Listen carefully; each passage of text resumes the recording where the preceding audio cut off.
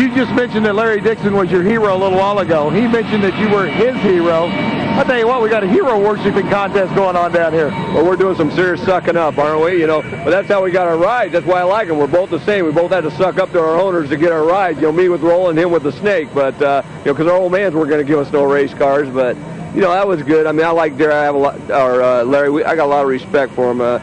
You know, he's come, like you said, you know, he's come up the same way I did. We worked on the cars. We started out as mechanics, and then we worked our way up in the driver's seat. And, you know, he's done a great job, and I've, you know, been able to win a few races. And hopefully, you know, he's going to be around for a long time, and hopefully I'll be around for a long time. Well, we've seen 460s out of the earlier cars. Track going to be dried out. The Safety Safari crew is excellent at putting the track back. Another 460 maybe out of the Mopar car. Well, I don't know if we got a 460 in it right now. We're just trying to get down that left lane, and we're going to try and run a, you know, a 475, low 470. You know, Larry's been running, you know, he's running good. I mean, they either run a 468 or they smoke the tires. So we're kind of playing the odds there. You know, if he runs another 68, he's probably going to get us. You know, because I don't think we got that in there right now. We're trying to race the track right now and see what happens. But you know, hopefully we can run our number and he can run our number, and it'll be a heck of a race. Well, we'll see both of you down at the other end. All right, we'll be there.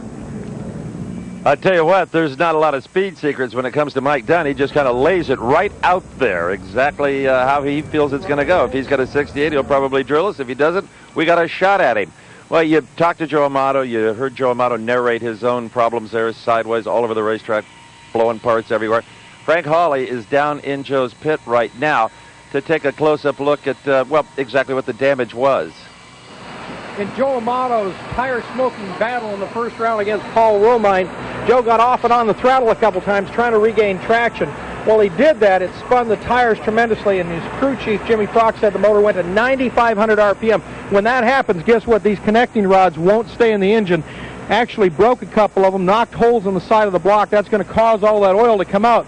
Now, in the past, it would have got on the racetrack, but since NHRA is requiring these bags, this one's built by Taylor Industries in California, this bag actually contains the oil and prevents it from getting on the racetrack. You can see they had a little bit of fire. It singed it around the edge. So we didn't see any fire or any oil on the racetrack. They didn't even do a cleanup of the racetrack after this. So you can see how valuable these bags are. Not only do they hold the pieces in, they hold the oil in, and they end up making a better race for all of us to enjoy.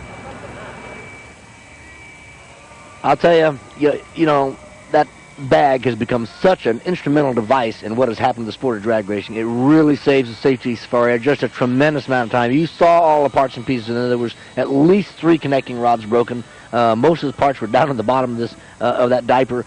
You know, the diaper itself can be washed, cleaned again, and used again, reused again in a future date. Well, to me, if I was a driver, the most important advantage of that bag, as you like to call it, some drivers call it a diaper, is all those parts and pieces that it trapped didn't go underneath my tires. Oh, yeah, and that's extremely important, keeping those parts and pieces from underneath the tire, because we've seen tire blowouts, which, of course, takes the wing out, and then all kinds of handling problems for the drivers who are involved. Now, they've been a great safety device, and it was a great idea by NHRA to make that a mandatory situation. And an awful lot of racers have improved their overflow breather tanks, puke tanks, they call them. I try to class that up. Jim Head being the leader in that area, and we're seeing less oil on the racetrack and more oil trapped in some kind of a tank or in a bag or whatever. You know, we talked about that earlier this year, I believe, on the Houston telecast, that the Vice President of Operations, Steve Gibbs, really has put it to the racers, we have got to keep the oil in these race cars. And I'll tell you, they have stepped up, they've responded. We're having less downtime. If you notice, the Houston race, there was not a single oil down where we lost any time during the event. And to me, I give a lot of credit to the racers for stepping up and doing the job they had to do to keep this from happening. You know, we've talked about 5 female drivers in the federal mogul ranks. We've already seen Shelley Anderson and Kristen Powell. Well, there's another woman who does a great deal of work and contributes a lot to the Chuck Etchell's team, and that is Kim Richards.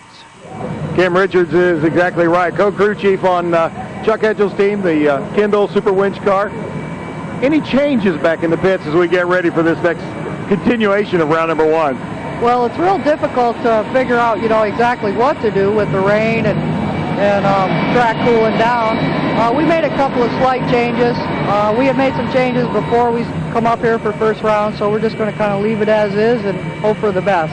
Did the 460s out of the fuel cars, they got down track in the opening shots of round 1 here. Did you learn anything from them? Well, it's really hard to learn. I mean, there was some cars that smoked the tires, and like you say, a couple cars that ran 460s, but you don't know their setup, and so they probably, you know, it's hard to tell from that. But it is saying that the track will hold that. Well, it's going to be an interesting day, a tuner's race, and that's where you and Tim come in so strong. Well, yeah, and the driver's going to be real important today too. They're going to earn their keep. Yeah, they will. They will. Back to Steve. That is a team that gets along so well. Chuck Etchels, Tim Richards, and Kim LaHaye Richards. She and Timmy were married during the off-season in Michigan, and they just have a lot of fun off and on the racetrack. They travel well together, and in this sport now with 22 races, that's very important. You got to be able to have a little fun and get along, and not have those, you know, kind of childish little spats that people can have even as adults. Well, you know, you put 6 people, you know, traveling around together. Of course, Kim and Tim, you know, they're a couple, but the rest of them, you got guys that may have different personalities or whatever, and they all, you know, have to share rooms and so on and so forth, as well as share driving down the highway. They're together 24 hours a day, virtually, either working on the cars. If they're not working on the cars, you know, they're cleaning the trailers, they're doing whatever it takes. It's a constant action all the time, and the racers themselves have really got to step up and do a job as far as keeping the cars clean, keeping them immaculate. After all, this is a professional show. And we've got a couple of professional drivers ready to buckle in when told to. Mike Dunn and Larry Dixon are on deck as Top Fuel round number 1 here at the Richmond Nationals will continue just as soon as we no longer hear the roar of that jet. I don't know if you can tell exactly where we are, but we're in a custom design kind of an announce booth that's on scissors. They use it at a lot of golf tournaments for the host and the talent. And the track is to the back of us. I'm sure you can see that. And the starting line is all behind us. We are not more than maybe 200 feet from the side of this racetrack at about 1,000 feet. And I mean, when they come by here, the computer moves, the monitors move, Sid's hair moves. The lights blink. Glasses move. It's, I'm sure that you folks probably hear the sound when it goes by our microphones, because it's really awesome. Joking down there a little bit, Tom Anderson over with the Miller Lite crew. He, of course, crew chief for the funny car that also belongs to Don the Snake Prudhomme. Snake maybe that was Ron Capps who drives that car. Snake's got to be pretty nervous now. Neither one of his cars run down the racetrack. He can't even go back to the pits and visit during this rainy season, or he's going to have to stand around and wait for it to happen. And he's not very good at waiting. He's not at all. Patience is not huge for Don Prudhomme. Okay, in fact, we were talking about Tom Anderson and Ron Capps. They are the odd couple that are running the Copenhagen Z28 Camaro, and they're with the Unk. Well, I tell you what, I don't know if I'm going to refer to them again as the odd couple like Steve just did, but Tom Anderson and Ron Capps, you guys, weather's got to be throwing you a little bit of a fit today. I don't think so, actually. It's just we're just disappointed because we haven't got to run yet, but I think we'll be okay. The track's in excellent shape. Well, the contention has been that the track's in excellent shape, but you've got some guys going out there smoking them, too. Well, what it is that they don't have enough power to pull the racetrack. The racetrack is too good. That's what's happening here, and they're shaking in the smoke. So you got a little bit of power built into the Copenhagen Camaro. Ron, are you going to be ready for that? I'm ready. You know, Tom's always made good horsepower, so I'm ready for the thing to throw me in the trunk every run. But, you know, this is part of the deal, and the rain out, I actually have an advantage. The race I won in Seattle was a rain out, and the race I runner up in Atlanta was a rain out. So me and the rain, we're buds, so I think we'll be all right. Well, Ron's ready to race in the rain. Tom's got him ready to go in the rain. I tell you what, if it get another sprinkle or two, I'd put my money on Capps in the final. I like that. I'll take you to Vegas with me. All right. Back to Steve. Hey, I'm on for that trip. Well, we just improved the decor in this booth by about 3,000% as we welcome up here Shelley Anderson. Hey, kid. Hi, Steve. Sorry you're out of here so early. We had problems this whole weekend, to be honest with you. We ran horrible. We qualified poorly. Don't sugarcoat it, Shelley. No, we expect more out of the Parts America Haviland car, really.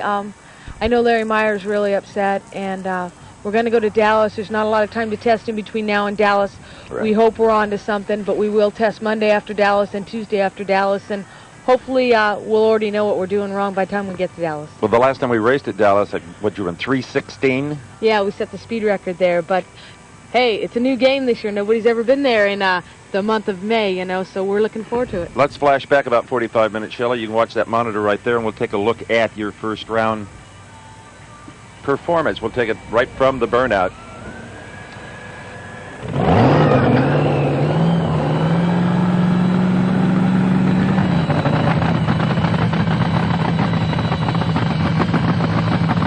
Do you rate the competition at all before you go up there? We only need to run this, or we only need to run that, or you just try to run the best you can? We try and run the best we can. We were running, number one qualifier. We were running Gary Selzy, and he's been awesome. He qualified number one, and we were kind of worried about him, of course, and we were just hoping to have a good race side by side and not smoke the tires. I went out there and shook a little and had to pedal it, and that's just the way it goes sometimes. Well, this is not the video featuring Shelly Anderson. Instead, we're looking at Eddie Hill and the race that was after that. But we'll get the right video up. Hey, live television warts and all, folks. Okay? And somebody run some lunch in here quick, will you? We may be here a while. Here we go, Shelly Anderson. Yeah, Gary's a good guy, and I'll tell you that Winston team, they're leading in the points. They've won 2 races, qualified number 1 here, and look it. I mean, when everybody's smoking the tires, he went right down there and made it look easy again. So that's okay. And Selzy's pretty good on the lights, but you were right there with him. Yeah, Gary's a good driver. I mean, heck, I've known Gary for years from the alcohol days. He's a great guy, and you like racing somebody like that because he's a good driver. He goes up there, he just races his race, and it's nice. And I mean, you couldn't ask for more. I went up there and we both did our own thing, and he won, and hopefully Dallas will win. I'm sorry, so good. I'll bet you weren't surprised at all when Alan Johnson chose Gary Selzy to replace his late brother Blade. Very good choice. Yeah, you're right. I don't think a lot of... See, Alan's an alcohol guy, too. Alan Johnson, alcohol racer. And I think he watched all these years, and Gary's always been a tremendous driver. This was Alan Johnson staging his car. You were over in the far lane. Do you like to stage first or last, or does it matter? I do not care. If you go back and look, it never matters. I think a good driver doesn't have a routine because you can always break a routine if somebody has it. And I know I've raced Gary before, and he doesn't care either way, too. Well, you moved in first here. Yeah, and he came right in.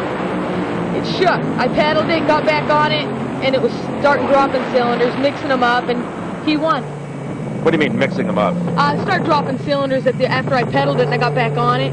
It started dropping cylinders, and that's what we've had a problem with all weekend. If a funny car, nitro funny car, drops a cylinder on one side, the lack of downforce from that header will cause handling problems. Will it with the top fuel direction? Oh, definitely. That's like when you're up in the tower and you see them darting back and forth.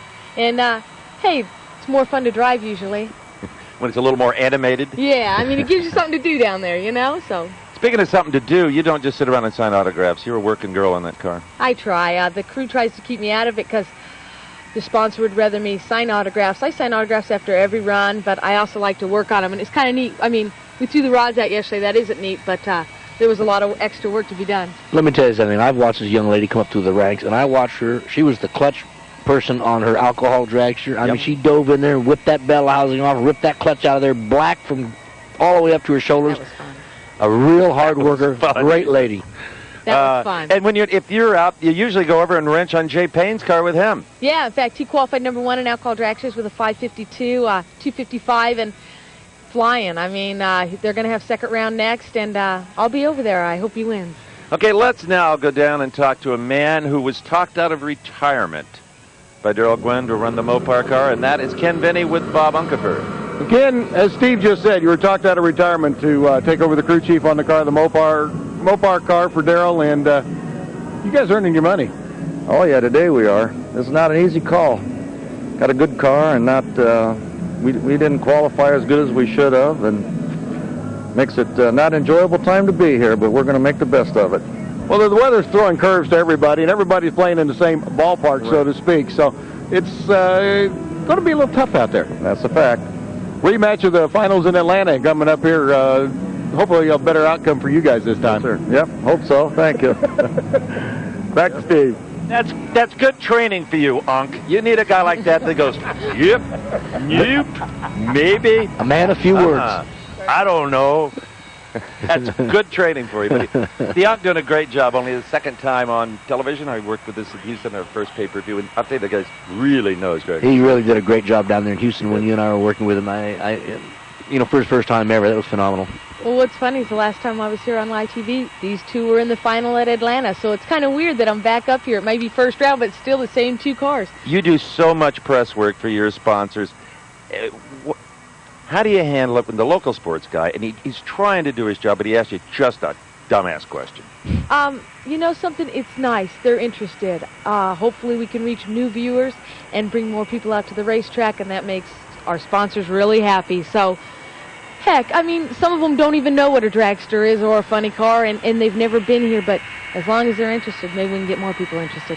Goes right back to what I said earlier about dumb questions. There's only one dumb one, and that's an unasked one. And generally when a person asks a question, it's because they don't know. Knowledge is the whole thing behind the sport of drag racing. I just heard the most beautiful words of the last 45 minutes. They're about 1 minute away from lighting Mike Dunn and Laurie Dixon. Well, not Mike Dunn and Laurie Dixon, but lighting the cars that Mike Dunn and Laurie Dixon drive. Gentlemen, light your drivers was a term I used to use. And there you see, Buster Couch Boulevard is the name of this 1,320-foot stretch of pavement after NHRA starter who retired from the starting line at the end of last season. And every track gave Buster a little memento or a present or whatever, and this was the acknowledgement from Virginia Motorsports Park. They named the drag strip after him. Buster's in monitor control today, and he's in control. Trust me. No, I tell you, you can't keep a good man down. And Buster, even though he retired from the starting line, is at the monitor, working up there, watching what's going on, directing the cars, making sure who comes into the staging lanes and everything at the proper times, doing a great job, as usual. And believe me, when Buster's in monitor, the radio's never quiet. But Shelley, we were talking about PR and press and so forth. You truly enjoy going out and doing that kind of work. Some drivers, they do it well and you disguise it well, but they're not comfortable with it. You're comfortable with it. I have a lot of fun with it. I was in Nashville the 2 days before this, and it's great for Texaco. Now, he's not one of your favorite guys right there, Mike Dunn. Well, we have a difference of opinion of my driving and why I'm out here, and he doesn't feel I belong in a car. But, something that's okay. I mean, everybody has them. He's the only one out here. All I can say, heck, everybody has an opinion, and that's okay. I won't follow that comment up with what I wish I hadn't started it. It's kind of exciting here because, the rain. If you're Mike Dunn and you haven't qualified so well here or done so well here, things are kind of evening up right now with the new track and the rain. And I was excited for first round, too, because, hey, Bernstein smoked the tires. Maybe Selzy will smoke the tires. And, of course, he didn't. But something for the race fan and the people here and the people on TV watching at home, it's a lot more exciting because anything can happen. Absolutely. It's interesting. It's volatile, explosive, wheel stands up. It's kind we've of like seen it the all. 60s. Anything can happen, baby. This is better than if it was sunny out because, gosh, this is going to be great first round. You're a race fan, aren't you, babe? I love watching. The funny cars are exciting. Randy's going to be racing Al Hoffman. They're both tied for 6th in points, and it's going to be, an exciting day. What lane would you pick at this moment if you were up there and had to make that decision? I'd have to walk them first and tell you, really, Steve, see which one is stickier. The heat right now, it's got to be pretty cool. I think they're all adding alcohol to their tanks and backing them down a little. Is that your decision, or is that Larry Myers when you make a leading change, or the combination of the two of you? Does he ask you if you feel comfortable running in a particular lane or if you don't feel comfortable? He did in the beginning, but I don't care about lanes. It doesn't matter to me, and he and Dad will go walk it, and they'll decide. I don't care. She's the perfect driver. She doesn't care if she stages first or last. Where were you when I was racing? Here they go. Here we go. Take two, round number one of the Pennzoil Nationals from Virginia Motorsports Park. Darn, I missed commercials. Let's see, what have we been on, 2.5 hours? That's right, we didn't figure we were going to go on today. All that moisture coming out of the pipes, a little bit of raw fuel until the engine gets warmed up, and that picks up the cylinders right there on the burnout. Well, we have to remember the supercharger on top they just put out tremendous. You're on board now with Mike Dunn. Watch how the car raises up when he hits the throttle. The tires grow.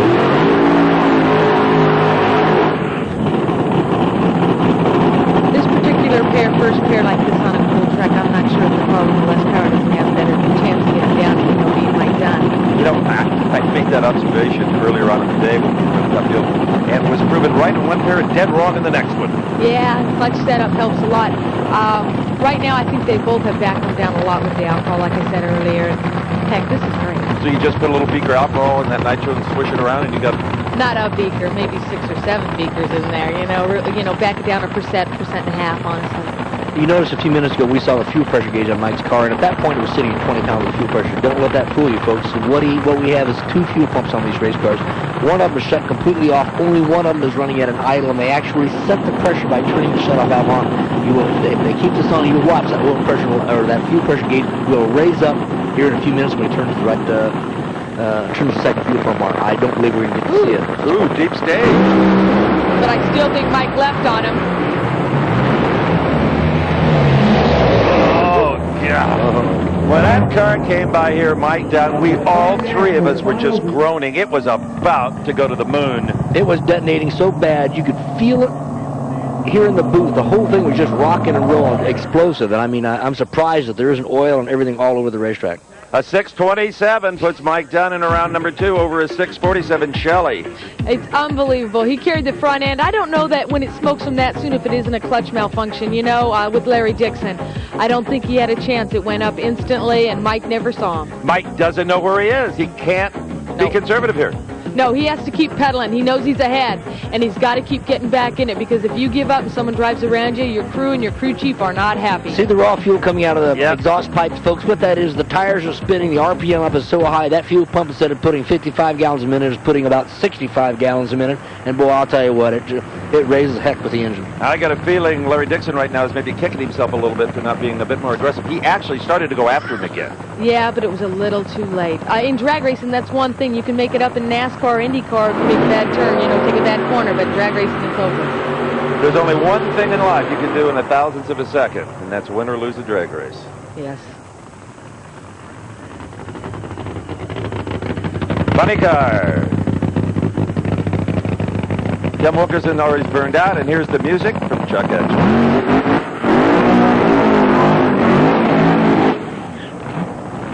Listen to all that Tim Richards horsepower. Oh, I'll tell you, baby. Timmy can make some horsepower, and this car has been running consistent over 300 miles an hour as of late. Here's your pairings in round number 1. It is Force up against Gary Bolger, Mark Oswald, Kenji Okazaki, Cruz Pedregon, Whit Bazemore, Johnny Pedregon, Dean Scusa. Higley against Cabs. Randy Anderson against Al Hoffman. Etchels, Wilkerson, Densham, Lee. Let's go down and see Mike Dunn. Well, Mike, it was Atlanta all over again there. A little bit of driving job, a little pedaling going on. Yeah, no question about it. You know, that track was a little tricky. We thought it looked pretty good out there, and we just shook the tires. I don't know. We might have been a little bit down on power, and I was a little late. I'm not good at backpedaling. I'm usually better at the brake, and my timing was a little bit off. But luckily, we were able to. I didn't see Larry. Just kept pedaling, kept grabbing the brake till it finally hooked up, which was up to the end anyway. And luckily, we got the win, and we'll have this Mopar back for the next round. On to round number 2. And this is Tim Wilkerson, who gets better with every national event. Seat time, seat time, seat time. And a former Casey Spurlock car that I've said in the past, and every time I say it, it doesn't happen, which is why I'm going to say it again. It can be pretty evil on the other end of the racetrack. Tim Richards waving in Chuck Etchels. First in the 4s, Chuck Etchels, the Kendall Super Winch machine, Dodge Avenger. The General walking back, I'll tell you, once, like I said earlier, it makes a tremendous amount of horsepower, reads tracks very, very well. I expect this car to probably go out, if he doesn't smoke the tires, and run a good middle O. Don't ever underestimate the Napa Auto Parts car, the Firebird of Wilkerson. Nice back pedal job by Chuck. Whoa. Oh, what a drag race. Chuck Etchels, 5:22 to Tim Wilkerson, short 5:27. They had almost identical reaction times. 286 is the speed for Etch, 280 for Tim Wilkerson. I thought Wilkerson had him at 1,000 feet, Shelley. I think Wilkerson had to backpedal, and that was all it took. Etchels never did, and he drove around him. But, oh, what a great race. Okay, watch real close, though. In the left-hand lane, you will see Chuck Etchels backpedal early. Right about... Right there. There he goes. He's out of it, back in it. He's still ahead of Wilkerson at this time, but Wilkerson was making a move on it. This is the magic of pay-per-view. We have the luxury of time to go through these things. And you were absolutely right, Shelley. What he had to do, Wilkerson got out of the groove slide, got over next to the left guardrail, gave it a real quick back pedal. Nice call.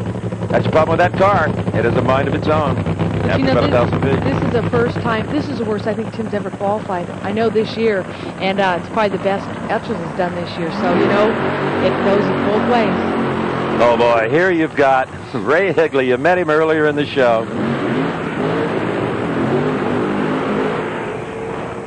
And the always stylish, quick-witted, debonair Ron Capps. This is the odd couple.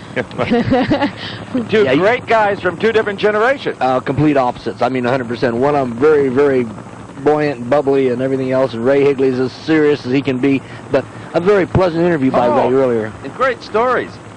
Ron Capps worked his way through college as a professional racquetball player and instructor, and still plays a pretty good game. Recently moved down to Carlsbad, California to be near the new the Snake Dome headquarters. Ray Higley out of San Marcos, California. Let's go down to the Unk again with Chuck Etch.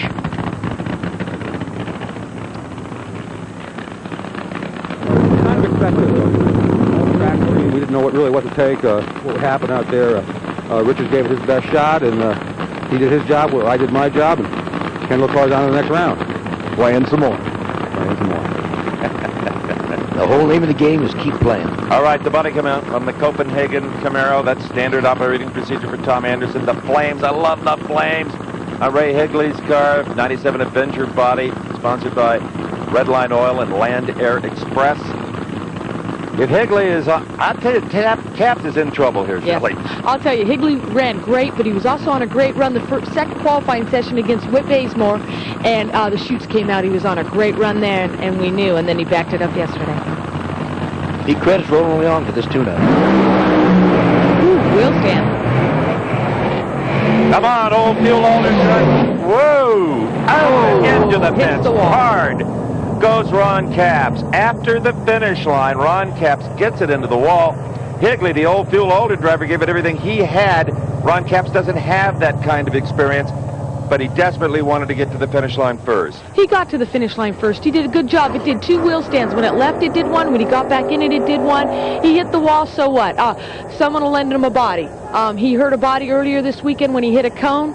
Somebody will give him a body, and he'll be in next round. How fixable is that car going to be, Sid? Really won't be too much problem. They have A-frames on the front end. They probably bent the left A-frame. Let's watch it real close here. Look at the wheel stand by Ron Capps. Look, he backed out of it. It rocked from one wheel to the other. He gets back in and up it goes again. Oh, I'll tell you, he had his hands full. But a good job of driving. He's a rookie, and you know what? So what if he hit the wall? He got the win for the team, and they'll be back. He's back in the throttle at this point, and it's right here that I didn't quite catch what happened to him. This is dramatic drag racing. The chute's out. He might have just been, well, I'm sure we'll talk to him down the far end and find out. Yeah, it's awfully hard to tell. It's like, look at this. It looked like he was stage crooked. What do you think, Sid? Yeah, it appears like it. He stage crooked, started him off to the right, jumps back in, and now he's steering it, trying to get it back to the left-hand side, and it keeps wanting to go right. Every time he hits the throttle, the car goes right. Now, part of that is engine torque. The engine torque will throw the car that direction. Now, here he goes. Something came out of the car, Steve. Might not have had any steering with all of the wheel stands that car did. He might have just flat run out of time joints. Or he might have broken something in at least one of the arms where he only had one of the tires. We'll find out. Well, here we can see it. Definitely the headers are squashed. There's fiberglass, actually carbon fiber, virtually everywhere. There's a giant hole you can see there just in front of the blower. And that baby is... I do believe that it probably had a backfire as well. It appears like the body is blown out right there by where the supercharger is. They have those vent panels in those bodies. Now the Unk is down there. What do you see, Bob? Well, what we've got down here is a Copenhagen car that's a tad wounded. You saw it on the camera shot. Front end, the left front fender knocked off the car. The header's laid back. Ron Capps out of the car. Ron, see if we can get you for a minute. Ron, you're all right, of course, is the first question. It's a good plug here. Yeah. That was a pretty wild ride. I heard Ray, the thing went right up in the air. We'd moved our fire bottles back to get some weight out of the front end, and we didn't think it was going to be that bad. And I'd done it in the drag before, and I tried to pedal it and bring it down as easy as I could. And the thing just came right back up, and I'd seen Hoffman do it before. And when it came back down, I let it hit again. I heard Ray get back on, and this guy, Ray Higley's an old fuel alter driver, and I said, I'm in deep trouble. Because these guys, my dad drove an alter growing up, and I've seen him and Willie Borst and those guys sideways and on the throttle. So I said, hey, I think I can hang with him maybe. And, the thing went back up, went all over the place. I pedaled it, and right near the end, all of a sudden, either a tire went down, the arm went down, and made a violent move to the left. But we won the round. I hope it rains like crazy. We'll come back here in a couple weeks with a new car. We'll be all right. Well, I tell you what, that's what you call calling it. Ray Higley, we got you standing over here, too. He called you the old A-Fuel alter driver, just really hung in there and went for it. You were on and off the throttle, too. We were a little bit out of shape, yeah. We had to finally abort the run. It was a little bit nervous on the situation there for a while. I just got to thank my guys that worked really hard this weekend. And Jim Saulbaum making this thing come around. And, of course, naturally, Mopar, Land Air Express, and Redline Oil. We're pretty fortunate. We're content with what it did. And thank everybody for helping us. Thank you, Ray. All right, here we go. The moving fog bank, known as John Force. Qualified number 1, 491. Holds the national record at a 488, which might be obtainable here today. The 491 is a backup I know. already. We have checked that out. That'd be worth a whole bunch of money from MBNA. Another 50. Well, I'll tell you what, they're going to... You imagine what Gary We already see 50 given away to Warren Johnson, or not yet, but probably Warren Johnson before the weekend's over. Gary Bolger wouldn't know what to do. Or Ray Higley. Or Ray Higley all at one time. So it is the racing family, the Creasy's out of Genoa, Illinois. Gary Bolger, the journeyman plumber, weekend race car driver. And John Force, master driver, master promoter, driver of the year. Another one of those low horsepower cars against the violence of the awesome coil motor. Now, whether that gives the advantage to anybody or not, I doubt it. This is the only pair that it doesn't give an advantage to. Coil and Bernie are so smart. It's unbelievable. They are geniuses. And when everybody else couldn't go a 4, they went a 99 instead of track record. Then Ben went a 91 and have been unbelievable. And John is the master peddler. Yep. And brake grabber, and promoter, and... He's God, right? I mean, yeah, right up there. I'll tell you, he's invincible. He's as good as they get. Calls himself a fat old truck driver that got lucky. Yeah, he wants you to think that, so he sneaks up on you and beats you.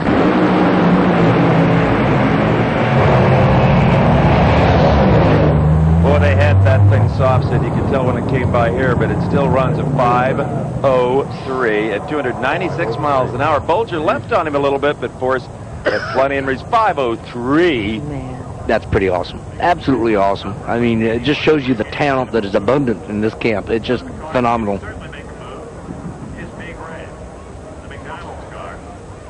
Okay, Frank Hawley has moved over into the pit area of one of our top fuel second round players, Corey McClanathan, to see what's going on as far as pedaling in that McDonald's car. When you're ready, Frank. Low ET of the entire event and top fuel was this gentleman right here, Corey McClanathan, with an on and off the throttle run. Tell us how you can get off the throttle partway down, get back on it, and set the world on fire. I'll tell you, Frank, I'm as surprised as you are, actually. This car has been doing that for the last 4 or 5 races. It makes so much power in a 60-foot. It's so, I mean, it's making forward motion. It's either got the front end in the air or it's shaking the tires, and we've just been pedaling it. And I see a lot of other cars doing it. But the biggest thing is to run those kind of ETs, and the other night we ran 313. I mean, that's incredible to do and pedal the car. It becomes quite a driver's game, and it's a lot of fun when it does go good, but when it doesn't, it's not very much fun because it sure tears up a lot of stuff.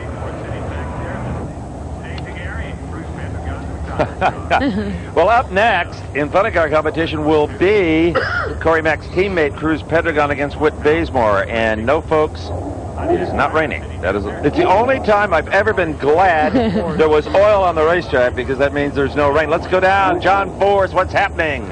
John Force came out of the car, went over to the Copenhagen Suburban, checked on Ron Capps, and gave him a great big old hug. Well, he's a good kid, and he's doing a great job for Snake, and he had the front end up out there. I knew he was in trouble moving around, but he got back after it. That's what it takes to win.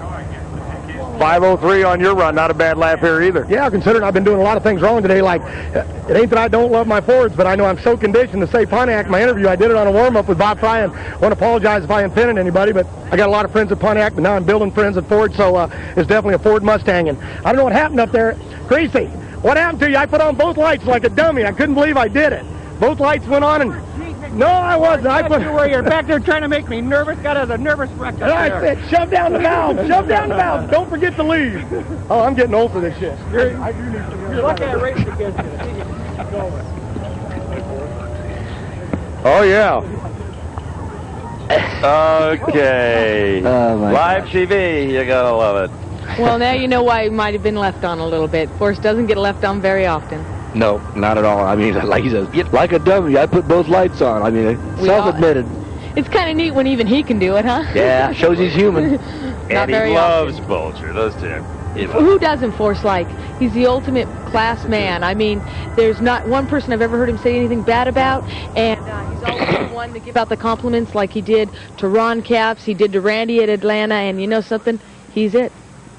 Let's talk about that Copenhagen car. Do they have a spare body for that car? They heard it in qualifying when Capps hurt the cone, but so everybody does, and everybody has the same the same mount on their body, and they can go get a spare body. Heck, you know, if they want Randy's, it's good for the sponsorship. That's a Camaro, right? Yeah. Oh, that's true. Ours is a Pontiac. Well, you know, the whole thing is the bodies are bodies, and generally, if there's a possibility that it will fit, Yeah. and they'll use any body they can if they can fix the car. And I know, like, Forces and ours are exactly interchangeable because they're the same chassis builder and the same body mounter. You know, I mean, heck, you go do what the winner does. Yeah. You copy him. Interesting, the John Forrest down there talking about what Forrest doesn't ever want to do in his lifetime is burn a bridge. And the Pontiac Bridge is ablaze. And Forrest is kind of trying to put that fire out because he's never done that before.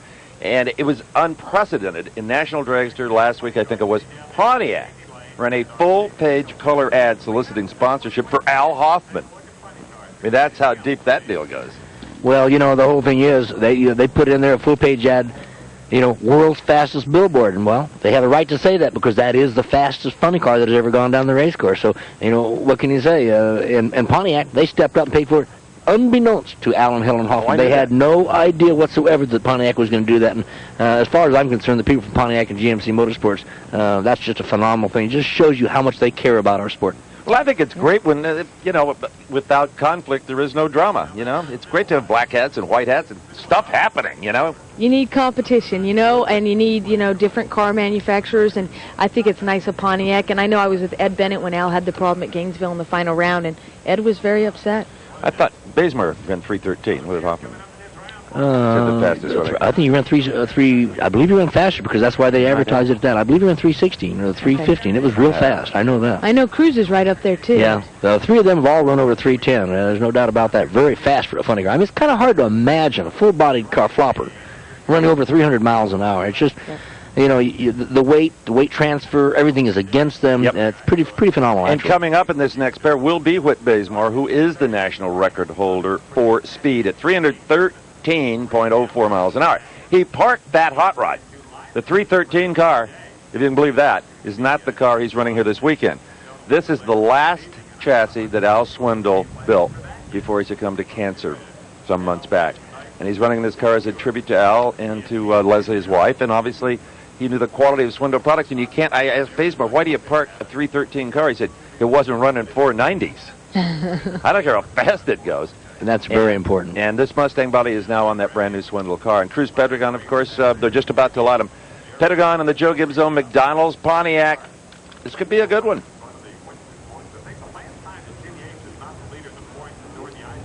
Well, you know, you're talking, think about it. I was just thinking back here for a second. The one being it is the same kind of a body style as Don Perdome's. Even if Whit gets beat, I would doubt that the Copenhagen people would want a Winston body on their car. So I would assume that one body won't go on the Copenhagen car. I don't know. I don't think it would matter. I really don't. Everybody helps out, and I know everything, you know, everybody. Who cares? As long as he's in the next round, points are points. Yeah, that was, well, I think, his first round ever win in Fuel Funny Car, wasn't it? I believe so. There is Steve right. Gibbs on the radio communicating to his staff as to what he wants to see happen at this racetrack. Steve Gibbs, been working for the National Hot Rod Association since the early 70s. And 1 minute he's handing out lunches, and the next minute he makes a life and death decision. Seriously, there is no job description for Steve Gibbs. It's what it takes. He does a phenomenal job, as well as the whole Safety Safari crew. They, you know, they get out there, and those poor guys, especially come summertime when it gets hot. You talk about earning your keep. They're in those hot fire suits, sitting in that truck all day long. Stay upwind from them. Oh, yeah, really. Towards the end of the day, you want to have to stay upwind. I got to hang out down there with them. Trust me, they smell like a dead buffalo at the semifinal. And think about the guys standing on the starting line, Rick Stewart and the rest of them. I mean, they never get out of the sun. Hey, wait a minute. If we're going to throw kudos out, how about our handheld cameramen on the starting? Oh, no thank you. They've got all that weight. There's no way. And they've got to be creative, and they've got to listen to the director, and there's a lot. Whew. But if you try to take them out of there, they go, "Oh, what, did I do something wrong?" Oh, they like it, huh? Oh, that's a hairy-chested deal, you know. Did they ever get in your way? No. I'll be honest with you. You had a new crew, I think it was at Pomona, and they were just learning, and I'll tell you, I noticed them the first time, and since then, I've never noticed them again. Does a lot for them.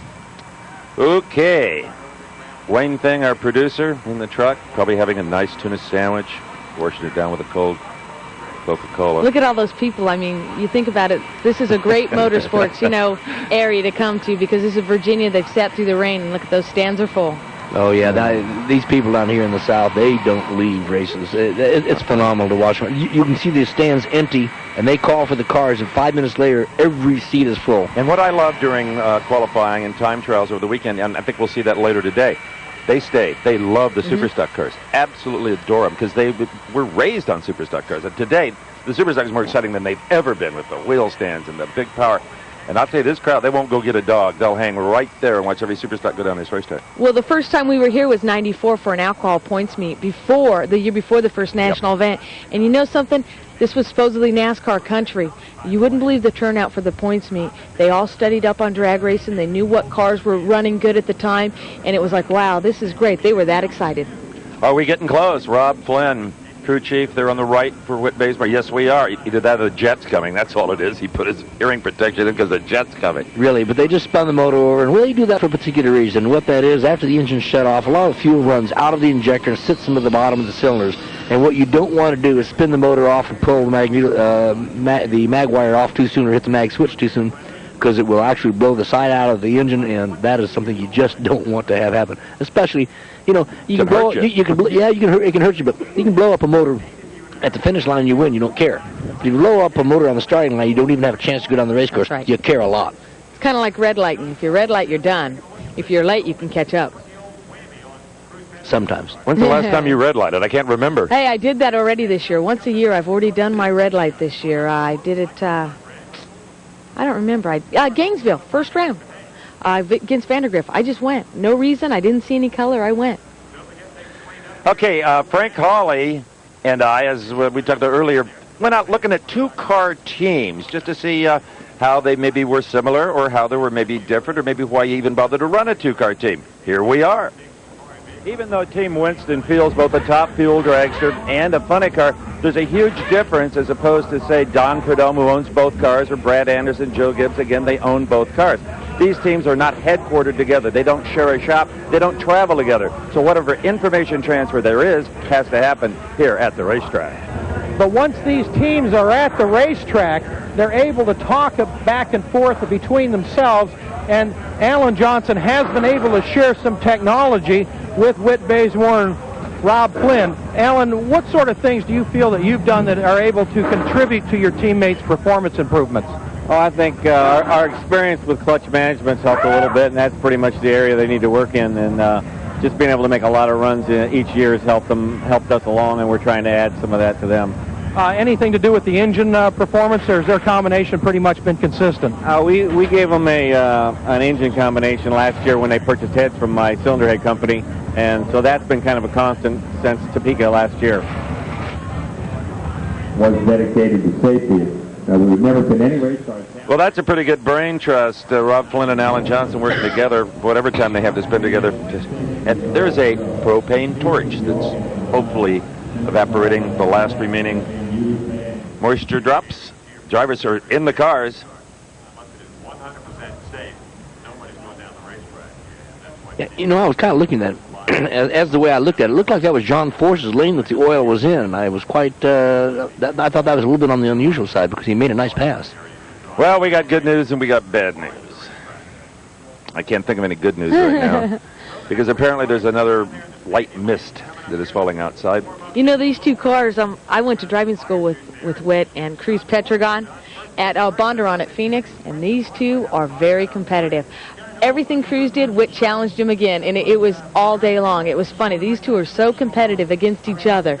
It's amazing. I wonder, though, if Whit hasn't been tempered a little bit in that with the injuries that he suffered being competitive against himself on a motorcycle. This was in February after his accident. This was this year at Bondurant.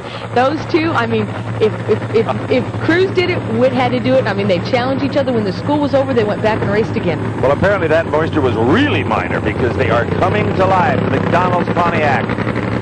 The Whit Bazemore owned Mustang. Mustang Whit. Crew chief on the Cruz Petragon's car is Dave Settles, longtime fuel pump builder. In fact, I believe you run a Dave Settles pump, don't you, on your car? Yeah, I do. This will be a good race, especially the track being a little tricky and knowing how both of them like to pedal. And we know that you, the fans at home, like to hear those burnouts and like to hear the sounds of those runs. And by God, we're not talking over them, are we, sir? Well, try not to. Let's put it this way. Every now and then you just can't help but slip a comment out. But we'll try to keep the noise going in your living room. And as we said in Houston, you know, we know you guys didn't accidentally spend $14.95 to watch this show. So we're not going to talk down to you or sideways at you. We're going to talk right at you and try to bring you inside Virginia Motorsports Park, inside to watch the Winston Drag Racing Mustang of Whit Bazemore, 13th qualifier. Cruz Pedregon was not very high up on the list until the last session, and the Cruiser ripped one off. Boy, he certainly did. I tell you, he laid down a pass that just it really kind of startled everybody. Wasn't quicker than John Forrester. Certainly put him up there in that number 2 qualifying spot. Until Ray Higley came along and bumped him to number 3. That's true. That's right. At that time, he was number 2. Ray Higley was one of the last cars of the day that shuffled things around. Whit gets a pat on the fender that everything's okay. That is Dave Settles. Backlit, but still Dave Settles. Excellent. I forgot about something. He qualified 4th because Chuck Etcher was also screwed in there at the last minute with a 5:02. And so even though it was a great run, they're already back to 4th position. Well, you can tell the Cruiser is fired up as the drivers.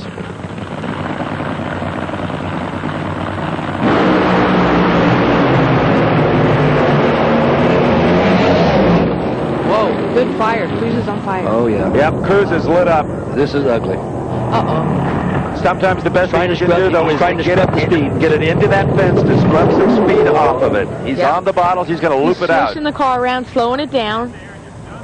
Cruz has driven a lot of dirt track cars, and that's very comfortable for him to do. And there they are. They're moving on him right now, putting the fire out. Yep. The safety safari rolling on the McDonald's Pontiac. It was the win for Cruz Pedregon at a brilliant 5:01 at 302 miles an hour. But apparently it wasn't up to the strain. I believe that is just the body burning down yes, there. Whit came out of the car. Cruz did get out there. He is standing there.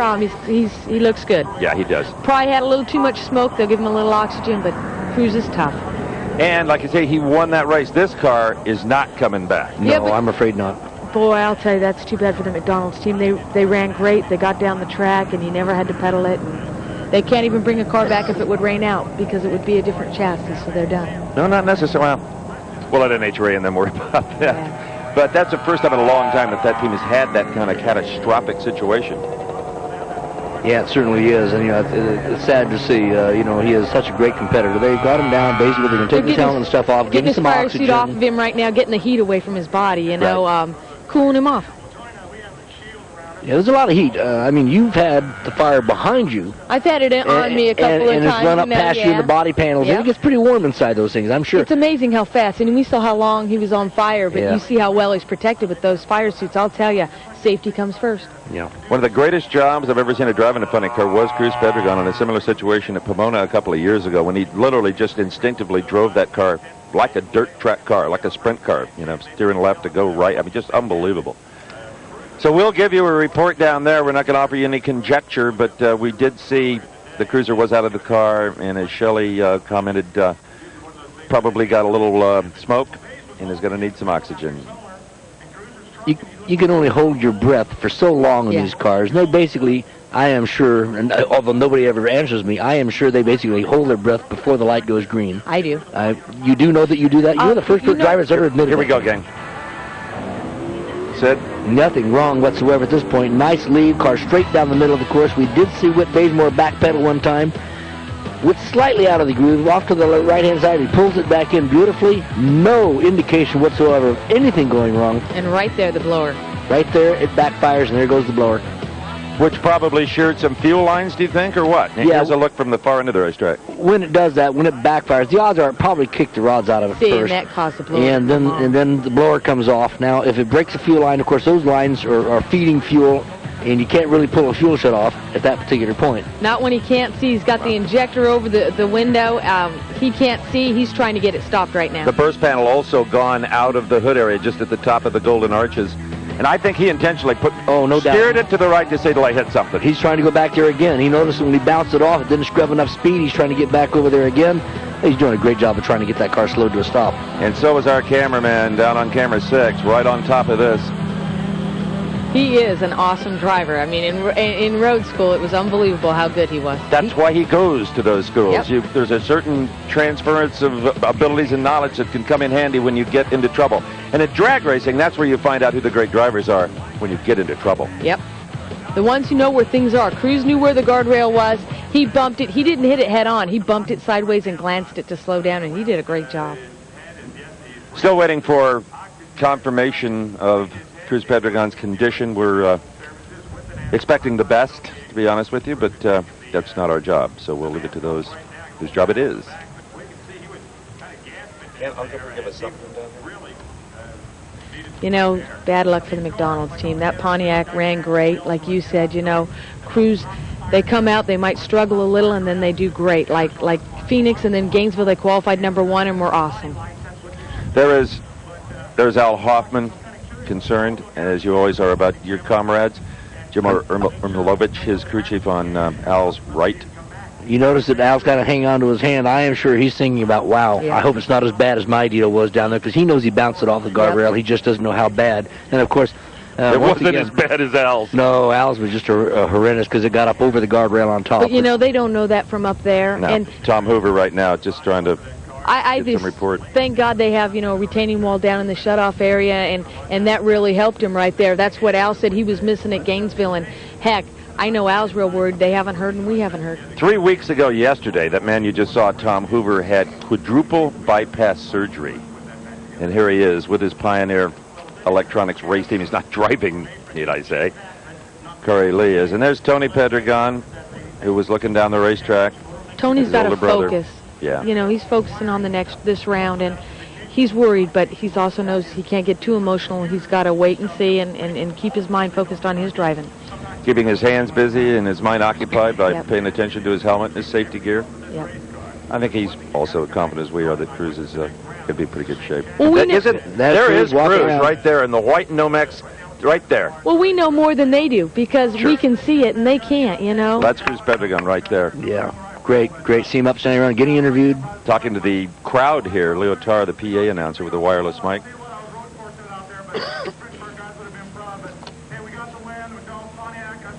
And it looks deal like with the John Force style 92 fire, and hopefully we can get back for the next round because my guys deserve it. We took a lot to get to this point.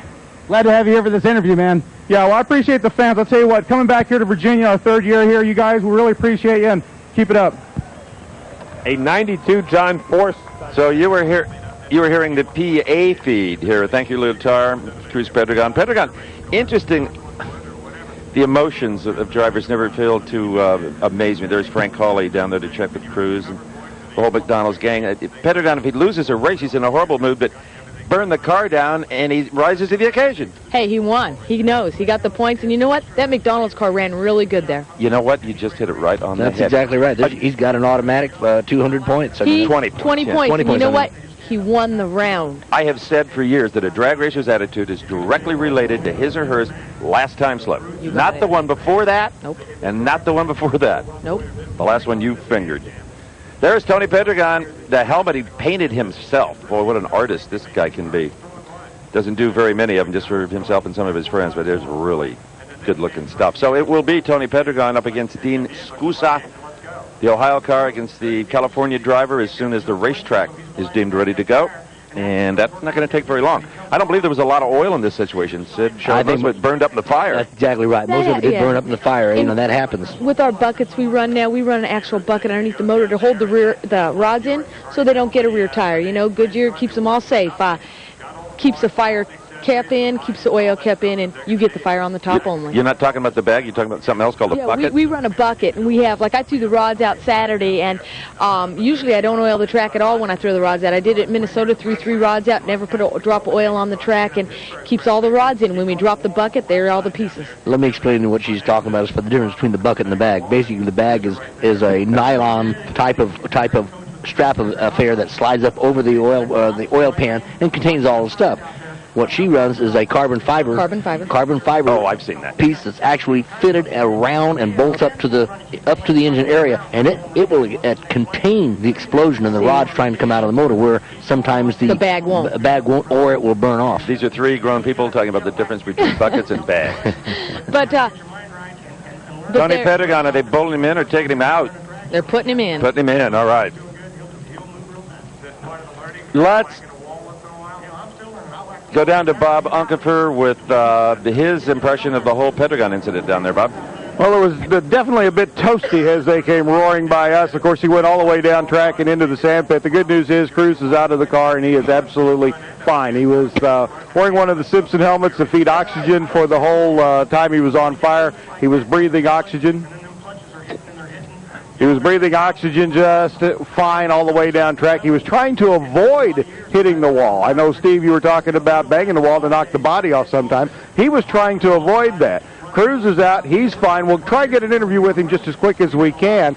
The crazy news is that the damage to the car, other than to the body and a lot of work on lines and stuff, is very minimal. The header's banged up on the right-hand side and maybe just a little bit of a tweak in the chassis. But the guys down there, the crew, they were saying this thing's plenty fixable. They're going to go back and give it a good thrashing, and Cruz says he's ready to go again. Well, what they're going to need to make that a happening is rain, because what happens is the computer wires are all burned up, all of the wires, the electronics are burned up. You know, everything that's in this car, the hydraulics that run clutch management, clutch the fuel management system, all that stuff's burnt. They're going to have to replace it all, and that's an impossible task in an hour and 45 minutes, or almost impossible. Or they'll steal McClanathan's crew because they probably are done with it with their car by now, and other people will lend assistance. But they're praying for rain, kind of like Perdome's car is.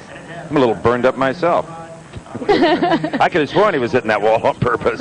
Burned up or burned out? A little of both, actually. I'm going to have a talk with him about that. Because oftentimes drivers will do that. I've seen dozens and dozens of times where all I could think about was to get rid of this body. You know, the only way you do that generally is by grazing the wall. Yep. Kind of like Al did. Al got rid of his body at Gainesville. Yeah, that unfortunately, he got into the guardrail a little bit too hard. Yeah. And like you said, there wasn't the concrete wall. They would have kept him in. It was the guardrail type of thing that he got up on top of. I really enjoy racing this track because it is a drag racer's track with the full retaining walls. This place is wonderful. We're still awaiting Dean Scuse and Tony Pedregon. And they're apparently still putting some finishing touches on the racetrack. There's Jim Yates, the driver of the McDonald's Pro Stock car, which I'm sure 99.9% of you knew that. Wake up, Jim. It's been a long day. What time is it? He hasn't ran first round. No, he has not. And it's about 20 minutes of 2 Eastern Daylight Time. Well, you promised them excitement. I think they've had it. I did promise them that. Boy. We've had it ever since the very first car started the motor. I mean, starting out with Kenny Bernstein and going from there. Edited down, this is going to make a great tape. Take out the filler, yeah. Take out the fill, yes, indeed. They won a race. Ronnie Swearingen, Dean Scusa's dad, Don, his stepmother, Stella. Those starters originally were adapted off of helicopter starters, weren't they said at one time? Yes, aircraft starters. Yeah. Basically, they make an adapter, and you notice that there's stands come off the supercharger, and when the starter goes on, it kind of twists into place with the little locks, and they fire the car, and they just untwist it and pull the starter off. Obviously, any other kind of a starter wouldn't be able to spin the motor fast enough to start them. Look at the marks of Cruz Pedregon right there, huh? Those are wicked-looking tire tracks. Well, you can see the chatter marks past where the car, you see where the long black mark is on the curve, that's where it's locked up. Then he released the brakes enough and it shattered the tires and bounced, and that's when he bounced off the guardrail and came across. Well, I'll tell you, he had his hands full. Okay, right now, we certainly have the time. Let's take a look at the Steve and Frank show on the road, actually in the pits, at John Force's. There have been many two-car teams in drag racing history. Some of them have been moderately successful. But without question, the most successful two-car team ever is that of John Force with Tony Pedregon. Crew chiefs Austin Coyle, John Medlin, and Bernie Federley worked together in a cohesive unit. And they finished first and second in the NHRA World Championship chase last year. But what makes this team more successful than the other two-car teams?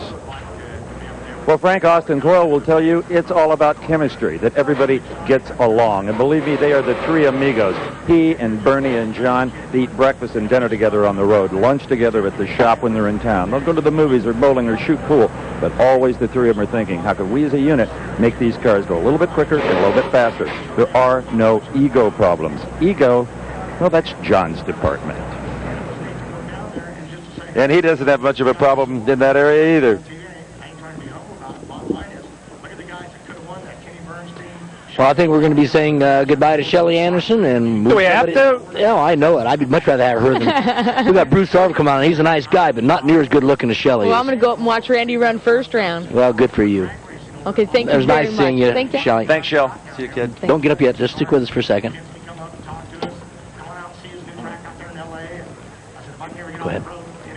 In the new lane, if they ever get him rolling, will be Tony Pedregon over on the far side. I'm sorry. He's going to be Dean Scusa, the Matco Tools car, up against the Castrol cars. The Jets once again come to life. I hear them as well. The track drivers are warmed up again. We've got moving into the booth wizard here. We're going to strap some headphones on him before we let you see his lovely countenance. Don't tie him up, Sid. I just got to get his cord back around. Get his cord from around his neck so we don't hang him. Put that back right up there. Okay, showtime. The driver of the CarQuest World's Best Oil Top Fuel Dragster, who did a great job in round number 1, is Bruce Sarver. Welcome, Bruce. And you're How you guys doing? still alive. Yeah, we had a fun first round there, but made it through it, and we're excited about the next one. Actually, I just came by. I wanted to have a few words. I was wondering when you're going to have a break, and what break? All of a sudden, If this show paid by the hour, pal, Yeah. I'd have a tax problem. But anyway, we're excited. Like I say, the CarQuest World's Best Oil Cars. The track is really iffy out there. It's been iffy all weekend, and I knew when I went up there in the first round when doing the burnout there, it jumped way up on the tires, and I looked at Lee, and Atlanta 2 weeks ago when it did that, I knew. I looked at him and said, this thing's going to smoke the tires, and it left real hard, got up in the air about 3 or 4 feet, and it started shaking real bad, and I pedaled in the air and got another 200 feet and had to pedal again, and it went right on down there. It sure did. Right now, let's go to Frank Hawley, who has got, I believe, Cruz Pedregon. Frank? What's your brother doing these days? Like Joe Paisani used to tell me, if they lay down lift, but it didn't lay down, it just blew up. It was running strong, and all of a sudden the blower's in my face. I hit the fireballs, hit the chute. Next thing you know, it's on fire. But thanks to the Simpson helmets, I got the air oxygen going in the thing, and it saved me for a while. But I did all I could to keep it off the wall. I was staring at that guardrail quite a few times, but kept it off the wall. And I hate to see that happen. That's my first major fire, and it doesn't feel good. I'm okay, but the car is obviously looks like it's in bad shape. Did you get hot? I was hot. I was a little concerned because I didn't want to get upside down, not be able to get out of the car because my breathing was very limited in there, and that was my main concern. But once I figured I could open the hatch, I was out because I was running out of breath. So essentially, he didn't want to get into the wall because he knew he had won.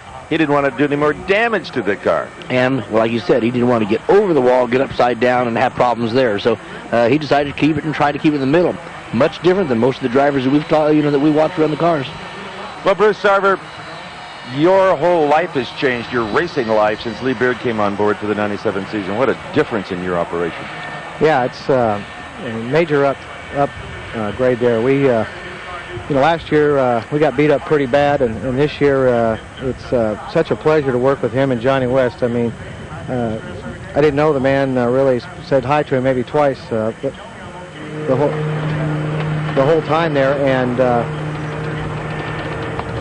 here we're looking at what is left of the McDonald's Pontiac, and Cruz is absolutely right. It's a mess. There is one car that is definitely not coming back for the next round unless the race is postponed. And you can see the fuel tank had completely swollen from the heat. Fortunately, it didn't burst, but I think you're right. Oral Roberts couldn't bring that baby back to the next round, even if that's right. No, that's amazing.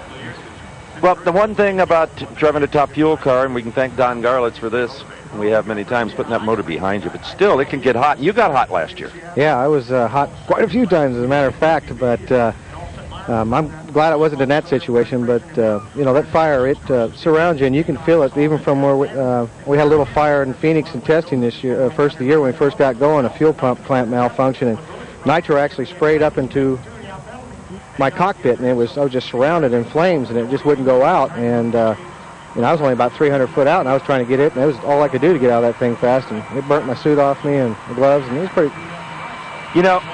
Let's talk about your early years in go-karts. You raced all over the world. Yeah, karting is always, I still love this stuff. I like to go back and run them now and then with my buddies. Still have a shop out there in California to kind of stay active with a little bit. But I mean, you race in Hong Kong and Singapore and overseas and stuff, yeah. It's just the kartings helped me a bunch for drag racing. They're unsprung cars. When I got out here, I've come from building chassis and working from the seat of the pants. So when this race car does some weird stuff, shakes or feel anything, that I feel the karting's done a whole bunch for my driving out there. You raced against the late Ayrton Senna. Yeah, we raced over in Hong Kong in '81 and '2, early years. Senna ran for Team DAP.